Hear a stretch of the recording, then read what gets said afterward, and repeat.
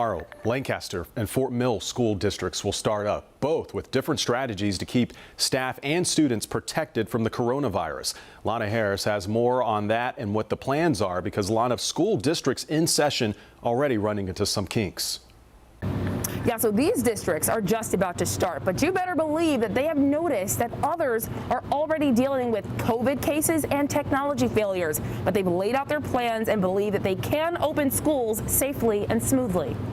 There is a laundry list of things we are doing differently this school year. It's finally time to go back to school for Fort Mill and Lancaster students, with coronavirus protections top of mind for school officials, starting with buses. We will have students and staff wearing masks on the buses, protocols on how the seating happens on the buses, windows down for ventilation. Joe Burke with Fort Mill Schools says they've put coronavirus safety measures throughout the school, like these barriers on desks, social distancing markers on the ground, and even in isolation rooms for sick kids. Let's say if we had a student that all of a sudden started to present symptoms during the day, they have specific protocols and processes they're going to follow that would move the student to an isolation room. In Lancaster schools, students will be temperature checked upon entry, have arrows guiding movement, and won't be allowed a locker. Schools are designed to socialize kids, and now we're going against that, and it's just hard. Indian Land Principal Chris Thorpe says the cafeteria will be social distanced, desks will be spread, and classrooms will be much smaller with no shared materials. These are my kids.